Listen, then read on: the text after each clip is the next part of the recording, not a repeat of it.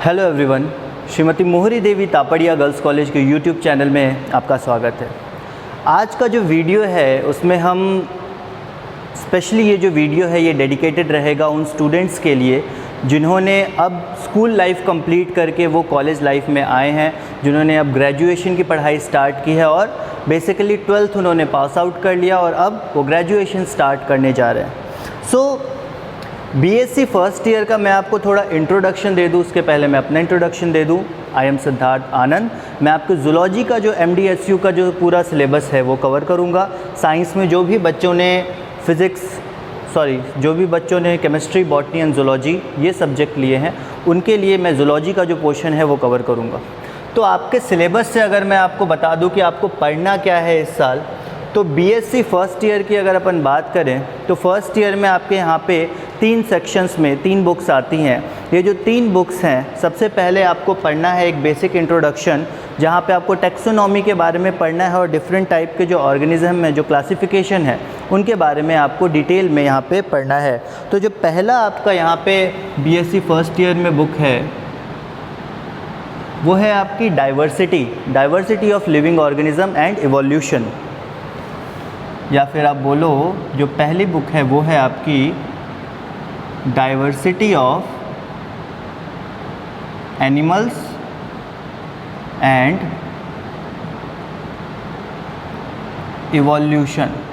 ठीक है, पहली बुक में आपको diversity of animals and evolution, मतलब यहाँ पे आपको जो पढ़ना है वो बेसिकली आपको टैक्सोनॉमी के बारे में पढ़ाया जाएगा। जो क्लासिफिकेशन हुई है अलग अलग ऑर्गेनिज़म्स की, अलग अलग क्लासेस में, अलग अलग किंगडम्स में, फाइलम्स में जो डिवाइड किया गया है, उन क्लासिफिकेशन के बारे में बताया जाएगा। 5 किंगडम सिस्टम ऑफ क्लासिफिकेशन के बारे में आपको बताया जाएगा। उसके आगे इस पेपर में आपको जनरली जब इवोल्यूशन की बात करते हैं तो आपको लेमार्क की theory, neo Lamarck theory, Darwin की थ्योरी, नियो डार्विनिज़म, इन सब के बारे में आपको पढ़ाया जाएगा। ओके, तो ये तो आपका पेपर फर्स्ट था। उसके आगे भी हम थोड़े फॉसिल्स के बारे में पढ़ेंगे, एक्सटिंक्ट ऑर्गेनिज्म जो हैं या एक्सटिंक्ट एनिमल्स जो हैं उनके बारे में पढ़ेंगे, जो विलुप्त हो चुके प्रजाति, उसके बारे में भी थोड़ा हम पढ़ेंगे। फिर जो आपका पेपर 2 है, ये कौन सा है आपका पेपर? ये पेपर फर्स्ट है आपका। ओके, पेपर सेकंड की बात करें तो पेपर सेकंड है आपका यहाँ पे सेल बायोलॉजी और जेनेटिक्स। पेपर सेकंड में आपको पढ़ना है सेल बायोलॉजी और जेनेटिक्स। ये है आपका पेपर सेकंड। सेल बायोलॉजी, आप सभी ने इस सेल बायोलॉजी से रिलेटेड जितने भी टॉपिक्स आएंगे वो कभी ना कभी आपने पढ़ा होगा अपनी लाइफ में ज़रूर। सेल बायोलॉजी में आपको वैसे ही सेल के जो अंदर इंटरनल जो ऑर्गेनल है, सेल ऑर्गेनल्स हैं, उनके बारे में डिटेल में पढ़ना है। उसके अलावा जो सेल में ट्रांसपोर्टेशन होती है किसी चीज़ की, जैसे हम मेम्ब्रेन ट्रांसपोर्ट पढ़ते हैं, उन सब के बारे में पढ़ना है। जो सेलुलर मैकेनिज़्म है उनके बारे में पढ़ना है। हम यहाँ पे अलग टाइप की जो सेलुलर मेटाबॉलिज्म है उनके बारे में पढ़ेंगे, सेलुलर रेस्पिरेशन के बारे में पढ़ेंगे। इन सब के बारे में हम सेल बायोलॉजी के इस पेपर में पढ़ेंगे। उसके बाद यहाँ पे आपके जेनेटिक्स आता है। यहाँ सेल बायोलॉजी में हमें DNA के बारे में भी पढ़ना है, DNA के स्ट्रक्चर के बारे में पढ़ना है, टाइप्स के बारे में पढ़ना है, ट्रांसक्रिप्शन ट्रांसलेशन के बारे में पढ़ना है। दैट मीन्स यहाँ पे पूरा सेंट्रल डोग्मा आपको कवर करना है। सेंट्रल डोग्मा मैं बता दूँ क्या होता है। सेंट्रल डोग्मा मतलब रेप्लिकेशन, ट्रांसक्रिप्शन, ट्रांसलेशन, ये 3 प्रोसेस होते हैं। जब अपन पढ़ते हैं कि DNA से DNA बना रहे हैं उसको हम रेप्लिकेशन बोलते हैं। उसके बाद जब DNA से mRNA, मैसेंजर RNA बना रहे होते हैं तब उसको क्या बोलते हैं? ट्रांसक्रिप्शन। और उसके बाद उस मैसेंजर RNA से जब हम प्रोटीन का निर्माण करते हैं उसको हम बोलते हैं ट्रांसलेशन। ट्रांसलेशन का क्यों बोलते हैं? ट्रांसलेशन का हिंदी क्या होता है? अनुवाद करना। तो जो mRNA है ना, वो एक तरह से कोड होता है, एक तरह से कोड होता है जिसको ट्रांसलेट करना पड़ता है। उस कोड को ब्रेक करना पड़ता है, ट्रांसलेट करना पड़ता है, और जब वो कोड ट्रांसलेट हो जाता है वो प्रोटीन के फॉर्म में आ जाता है। और हमारे शरीर के हर फंक्शन को परफॉर्म करने के लिए प्रोटीन बहुत ज़रूरी होता है। इसलिए हमारे शरीर में ये ट्रांसलेशन का प्रोसेस हमेशा होता रहता है। पूरे थ्रू आउट आपके लाइफ स्पैन पे ट्रांसलेशन, रेप्लिकेशन और ट्रांसक्रिप्शन ये चलता रहेगा। सेंट्रल डोग्मा का प्रोसेस इसी को बोलते हैं, जब हम ट्रांसक्रिप्शन से ट्रांसलेशन और ट्रांसलेशन से रेप्लिकेशन से ट्रांसक्रिप्शन और ट्रांसक्रिप्शन से ट्रांसलेशन पे पहुंचते हैं। ये होता है आपका पूरा सेंट्रल डॉग्मा का प्रोसेस। मतलब रेप्लिकेशन हो गया डीएनए से डीएनए बनना, ये है आपका रेप्लिकेशन। इस डीएनए से जब मैसेंजर आरएनए बनेगा, ये हो जाएगा आपका ट्रांसक्रिप्शन। और जब इस मैसेंजर आरएनए से आप प्रोटीन का निर्माण करेंगे तो ये हो जाएगा आपका ट्रांसलेशन। तो ये 3 चीज़ें भी आपको डिटेल में पढ़नी है, रेप्लिकेशन, ट्रांसक्रिप्शन, ट्रांसलेशन। वैसे ये जो चीज़ें हैं ये तो बहुत ज़्यादा इम्पॉर्टेंट है। साइंस के किसी भी फील्ड में आप आगे जब पढ़ोगे तो आपको ये चीज़ें बहुत डिटेल में पढ़नी पड़ेंगी और सब आपको, ये तो बेसिक यहाँ पे पढ़ाई होगी, ये प्रोसेस मैं आपको बताऊँगा। बट जो इसकी बहुत ज़्यादा डिटेल्ड मैकेनिज़्म है वो आपको आगे फर्दर हर क्लास में पढ़नी पड़ेगी, बार बार पढ़नी पड़ेगी। तो ये तो बहुत मेन टॉपिक है पूरा सेंट्रल डॉग्मा का। ओके, उसके अलावा इस पेपर में सेल बायोलॉजी के बारे में तो हमने देखा, उसके अलावा हमने इस पेपर में थोड़े मेंडलिज्म के बारे में पढ़े होंगे। मेंडेलियन थ्योरी जो होती है उसके बारे में, जो जेनेटिक्स की मेंडेलियन थ्योरी है उसके बारे में पढ़ना है। क्रोमोसोमल सिलेक्शंस के बारे में पढ़ना है, सेक्स डिटर्मिनेशन के बारे में पढ़ना है। तो ये सब चीज़ हमें यहाँ पेपर 2 में पढ़नी पड़ेगी। ओके,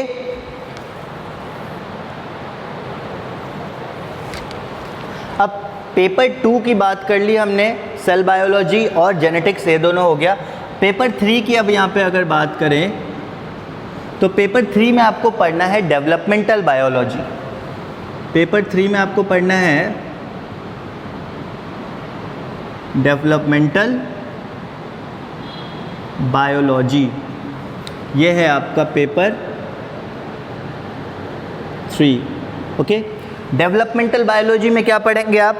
डेवलपमेंटल बायोलॉजी में आप एम्ब्रायोलॉजी पढ़ेंगे, एम्ब्रायो का फॉर्मेशन कैसे होता है, क्लीवेज का फॉर्मेशन क्या होता है, गैस्ट्रुला, ब्लास्टुला, ये सारी चीज़ें क्या होती है, ये सारे फंक्शंस क्या होते हैं, इन सब के बारे में जो डेवलपमेंट का प्रोसेस है उसके बारे में पढ़ेंगे।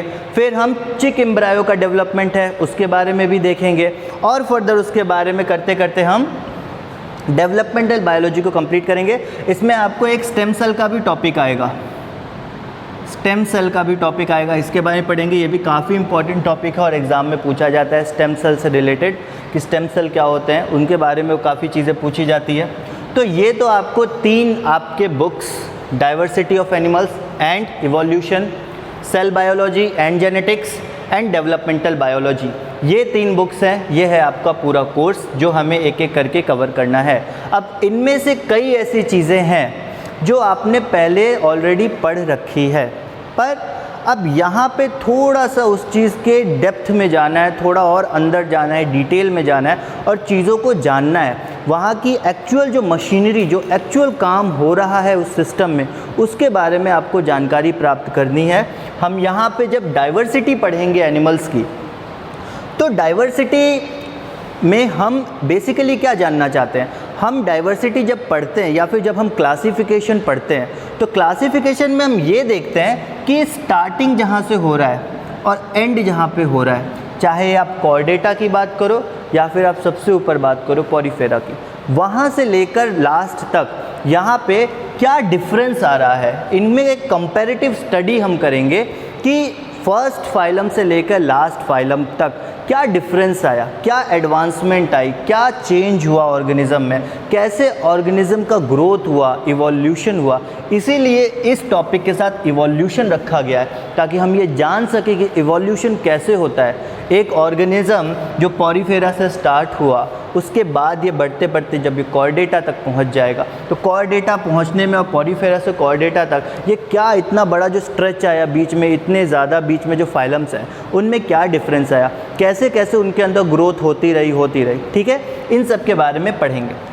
तो जो हम फर्स्ट स्टार्ट करेंगे अपना बुक, वो होगा diversity of animals and evolution.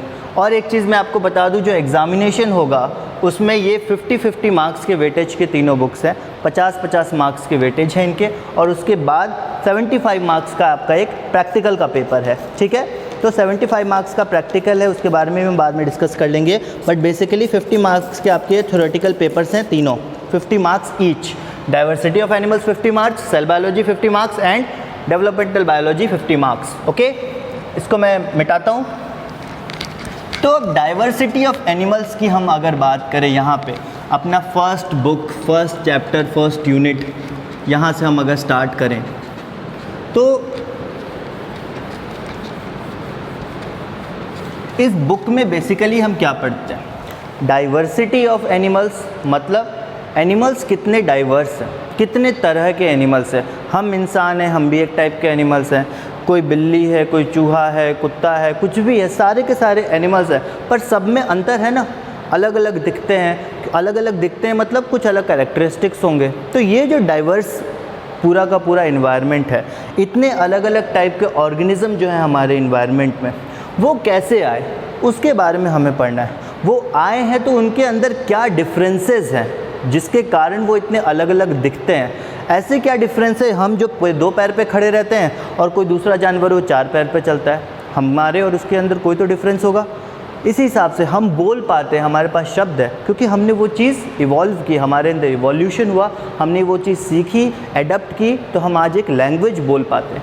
तो हम इस डाइवर्सिटी में जब पढ़ेंगे तो एनिमल्स के बारे में पढ़ेंगे कि किस तरह से लिविंग ऑर्गेनिज्म को क्लासीफाई किया गया है, किन कैरेक्टर्स के आधार पे क्लासीफाई किया गया है, और क्लासिफिकेशन का क्या आधार होता है, किन आधारों पे हम क्लासीफाई करते हैं किसी भी लिविंग ऑर्गेनिज्म को। मतलब अब वो जो क्लासिफिकेशन है वो स्टैंडर्ड है, मतलब आगे आने वाले समय में भी अगर कोई भी ऐसा ऑर्गेनिज्म हमें ध्यान में आता है या हम डिस्कवर करते, इन्वेंट करते कोई ऐसा ऑर्गेनिज्म पूरे प्लैनेट पे कहीं और, तो हम मैच करेंगे, अभी हमारे पास जो डेटा है उससे हम मैच करेंगे कि उस ऑर्गेनिज्म का किस ऑर्गेनिज्म से सबसे ज़्यादा रिजेंबलेंस है, सबसे ज़्यादा तालमेल किस ऑर्गेनिज्म के साथ है, उसके आधार पे हम उसको क्लासीफाई करते हैं और अलग अलग कैटेगरीज़ में डिवाइड करते हैं। ओके, अब यहाँ पे कैटेगरीज़ की बात करें हम, तो सबसे पहले जो आपका बुक का चैप्टर है वहाँ पे हमें आपको पढ़ाना है 5 किंगडम सिस्टम ऑफ क्लासिफिकेशन। सबसे पहले जो आपको पढ़ना है वो है 5 kingdom system of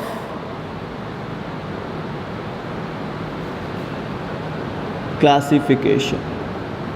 5 kingdom system of classification से आपके कोर्स की शुरुआत होगी। बीएससी फर्स्ट ईयर के स्टूडेंट्स जिन्होंने zoology as a subject choose किया है, तो 5 किंगडम सिस्टम ऑफ क्लासिफिकेशन के बारे में आपको पढ़ना है। अब ये जो 5 किंगडम सिस्टम ऑफ क्लासिफिकेशन है, एक तो ये दिया गया R.H. विटेकर के द्वारा। ये जो 5 किंगडम सिस्टम ऑफ क्लासिफिकेशन है, it is given by R.H. Whittaker. R.H. Whittaker एक साइंटिस्ट जिन्होंने 5 किंगडम सिस्टम ऑफ क्लासिफिकेशन दिया। इन 5 किंगडम्स में जो 5 किंगडम्स आते हैं वो है मोनेरा, प्रोटिस्टा, फंजाई, प्लांटी और एनिमेलिया। ये जो 5 किंगडम्स हैं उनमें कौन कौन आते हैं? मोनेरा, फिर प्रोटिस्टा, फिर fungi, fourth Plantae and fifth animalia. So Monera, Protista, fungi, Plantae, animalia, ये 5 क्लासिफिकेशन में जो किंगडम्स आए, ये 5 किंगडम्स हैं। अब इन 5 किंगडम्स को, ये जो 5 क्लासिफिकेशंस आई है, कोई आधार किसी बेसिस पे ही आई होगी, कोई ना कोई बेसिस रहा होगा ना जिसके कारण से इनको डिवाइड किया गया है। मोनेरा प्रोटिस्टा से कैसे अलग है, प्रोटिस्टा फंजाई से कैसे अलग है, फंजाई प्लांटी से कैसे अलग है, प्लांटी एनिमेलिया से कैसे अलग है, इन सब के बारे में हमें पढ़ना पड़ेगा। तो इस चीज़ को जानने के लिए हमें एक टॉपिक पढ़ना पड़ेगा जिसको हम बोलते हैं बेसिस ऑफ क्लासिफिकेशन। इसको हम क्या बोलते हैं?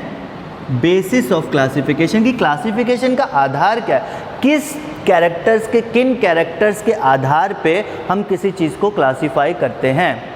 एज फॉर एग्ज़ाम्पल, अगर एग्ज़ाम्पल के तौर पे हम इसको समझें तो नाम, मेरा कुछ नाम है, आपका कुछ और नाम होगा, किसी और को कोई और नाम होता है। ये जो नाम है वो क्या है? ये जो नाम है ये एक मार्क ऑफ आइडेंटिटी है। तो ये जो क्लासिफिकेशन हम करते हैं, क्यों करते हैं? ताकि हम एक मार्क बनाएं आइडेंटिफाई करने के लिए किसी को।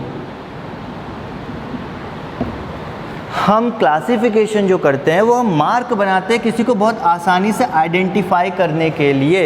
आप मान लो ग्रेजुएशन फर्स्ट ईयर में पढ़ते हो, रोल नंबर है आपका 5 और आपका कुछ नाम है, तो ये तो आपका एक पूरा आइडेंटिटी हुआ ना कि हाँ ग्रेजुएशन फर्स्ट ईयर में एक हो गया आपका आइडेंटिफिकेशन मार्क। फिर बायो की स्टूडेंट सेकंड आइडेंटिफिकेशन मार्क, उसके बाद रोल नंबर 5 है और उसके बाद और भी फर्दर कि नाम क्या है। तो ये टोटल इस तरह से 1 2 3 4 ऐसे कैरेक्टरिस्टिक्स जब हम बेसिस देते हैं तब जाके किसी पर्टिकुलर ऑर्गेनिज्म को क्लासीफाई कर पाते हैं हम। ठीक है, ये होता है जो बेसिक कॉन्सेप्ट है क्लासिफिकेशन का, वो यही है कि हम किसी पर्टिकुलर ऑर्गेनिज्म को क्लासीफाई कर पाएँ कुछ कैरेक्टर्स के आधार पे।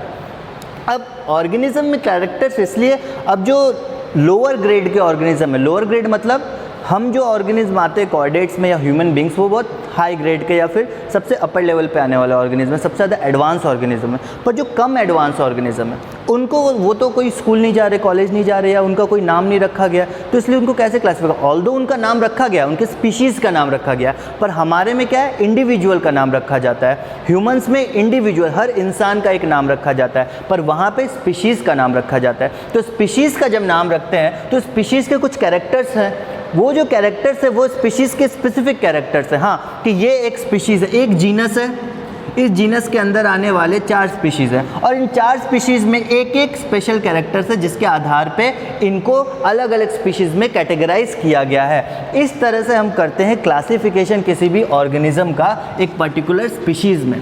ठीक है, तो ये सब बेसिक कॉन्सेप्ट है आपके क्लासिफिकेशन का, इसको हमको डिटेल में पढ़ना है वैसे, चाहे वो बेसिस ऑफ क्लासिफिकेशन हो जिसमें कई चीज़ें आती है, जैसे मोड ऑफ न्यूट्रिशन क्या है, बॉडी ऑर्गेनाइजेशन कैसा है। बॉडी ऑर्गेनाइजेशन मतलब, बॉडी ऑर्गेनाइजेशन जब हम पढ़ते हैं तो वो पढ़ते हैं कि सेलुलर लेवल का बॉडी ऑर्गेनाइजेशन है, टिश्यू लेवल का है, ऑर्गन लेवल का है, ऑर्गन सिस्टम लेवल का है। इस तरह से पढ़ते हैं ना कि सिर्फ एक सेल से बना है ऑर्गेनिज्म, या फिर सेल मिलके टिश्यू बना रहे हैं, और टिश्यू नहीं बना रहे तो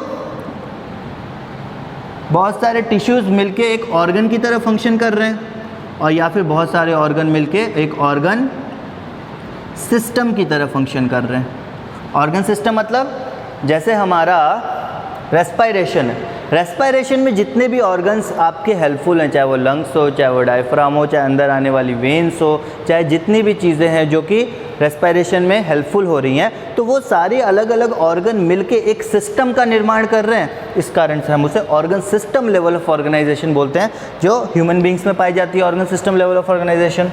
ठीक है, तो उसी तरह से हम क्लासिफिकेशन देखेंगे कि किन कैरेक्टर्स के आधार पर क्लासीफाई किया गया। तो ये बेसिकली एक इंट्रोडक्टरी वीडियो था ताकि मैं आपका इंट्रोडक्शन करवा सकूँ आपके सिलेबस से, आपको क्या पढ़ना है इसके लिए आप मेंटली प्रिपेयर हो सके। और उसमें कई सारी ऐसी चीज़ें हैं जो ऑलरेडी आपने कई बार पढ़ी हुई है, उसको हम एक तरह बार और देखेंगे, पढ़ेंगे, तो हो सकता है वो चीज़ें आपको बहुत अच्छे से रिकॉल हो और आपको वो चीज़ें बहुत अच्छे से याद हो जाए, इतने अच्छे से कि आप वापस कभी उसको भूले ही नहीं। कई चीज़ें ऐसी है जो आपको नहीं मिलेंगी, जो शायद आपने पहले कभी ना पढ़ी हो, और बहुत सारी चीज़ें हैं जो आपको ऑलरेडी ऐसा दिखेगा कि हाँ मुझे ये चीज़ आता है, कुछ खास डिफरेंस नहीं है। बिकॉज़ यहाँ पे हम साइंस पढ़ रहे हैं, साइंस का काम होता है किसी एक पर्टिकुलर चीज़ को आगे की तरफ बढ़ते लेके जाना, और हम इन डेप्थ नॉलेज लेने के लिए साइंस पढ़ते हैं। मतलब कोई एक पर्टिकुलर चीज़ की जो डेप्थ सबसे अंदरूनी नॉलेज हो सकती है, हम उसको बिल्कुल एडवांस लेवल तक पढ़ लें ताकि हमें उसकी पूरी जानकारी हो जाए, इसलिए हम पढ़ते हैं साइंस को। ठीक है, तो ये था आपका basic introduction 5 kingdom system of classification, जिसको हम आगे Monera, Protista, fungi, Plantae, Animalia, इन सबको हम डिटेल में डिस्कस करेंगे। आपके पेपर का जो फर्स्ट पेपर है diversity of living organism and evolution, इसका मैंने इंट्रोडक्शन तो आपको बता दिया, और इसके आगे जो 2 पेपर्स पढ़ने हैं वो भी हम आगे डिस्कस करते रहेंगे। और इसके अलावा ये तो आपका कोर्स था, ये सारी चीज़ें थी। इसके अलावा कई बच्चों को प्रॉब्लम्स आती है कभी कभी ये सोचने में कि ऑनलाइन क्लासेस चल रही हैं, ऑनलाइन क्लासेस में हम शायद अपना 100% ना दे पाएँ, या फिर हम उस तरह से ना समझ पाएँ जिस तरह से हम ऑफलाइन समझते हैं, क्लास में समझते हैं। होती है, समस्या होती है, बहुत सारी होती है, पर इसको आप फिर एक चैलेंज की तरह लेके चलो। कई सारी चीज़ें हैं जो कि नहीं आती हैं, कई सारी ऐसी चीज़ें हैं जो आपको लाइफ में पहली बार करनी होती है। तो अभी के सिचुएशन में जो बेस्ट हो सकता है वो ये है, आपको प्रोवाइड कराया जा रहा है। तो इस बेस्ट चीज़ से आप जो भी कैप्चर कर सकते हो, इससे आप जितना एब्जॉर्व कर सकते हो, आप कोशिश करो कि आप उतना एब्जॉर्व करो। वीडियोस इतने ही मिलेंगे आपको कि आपको बहुत ज़्यादा टाइम ना देना पड़े, पर अगर एक 15, 20, 25 मिनट का वीडियो है तो उसको आप उस तरह से देखो, उसके एक एक पॉइंट को समझने की कोशिश करो कि क्या बताया जा रहा है, उसके नोट्स बनाओ, उस नोट्स को इस तरह से बनाओ कि आपको रिवाइज़ करने में मुश्किल ना हो। कभी भी लेंदी नोट्स मत बनाओ, नोट्स कभी भी वो मत पढ़ाओ जो टीचर बोर्ड पे लिखता है, नहीं, नोट्स वैसे नहीं बनते। नोट्स वो तो आप एक तरह से फिर आप सिर्फ देख के लिख रहे हो, वो नोट्स बनाना कहाँ हुआ। नोट्स वो होता है कि जो मैं लिख के आपको बोल के बता रहा हूँ, वो आपको जिस लैंग्वेज में समझ में आ रहा है। अगर मैं इंग्लिश में बोल रहा हूँ, आपको वो चीज़ हिंदी में समझ में आ रही है, आप उसी लैंग्वेज में एज इट इज़ उसको लिखो। मतलब जिस भाषा में आपको जो चीज़ समझ में आती है, उसी भाषा में आप उस चीज़ को लिखो। फिर जब आप उसको दोबारा पढ़ोगे, 1 दिन के बाद, 2 दिन के बाद, 2 घंटे के बाद, वो आपको इतनी जल्दी से याद होगा कि उस बात में आप मतलब आपको बहुत जल्दी से उस चीज़ को आप रिकॉल कर जाओगे, आपको याद हो जाएगा। इसी तरह से है, ऑनलाइन क्लासेस चल रही हैं, कंटिन्यूअस आप ऑनलाइन क्लासेस से जुड़े रहिए, ऑनलाइन क्लासेस देखते रहिए, हर सब्जेक्ट के आपको वीडियोस मिलेंगे। तो आपको सारे वीडियोस देखिए, उनके नोट्स प्रिपेयर करिए और एक तरह से समझिए आप कि इस तरह से हमें नहीं पता कि कब तक ये क्लासेस चलेंगी, ऑनलाइन क्लासेस कब तक चलेंगी, ऑफलाइन क्लासेस कब स्टार्ट होंगी, ये अभी किसी को कुछ नहीं पता है। बट स्टिल यहाँ पे हम अपना बेस्ट देने की कोशिश कर रहे हैं। आप भी कोशिश करिए कि आप इससे सबसे ज़्यादा क्या एब्जॉर्व कर सकते हैं और कितने बेस्ट तरीके से आप अपने लिए वर्क कर सकते हैं।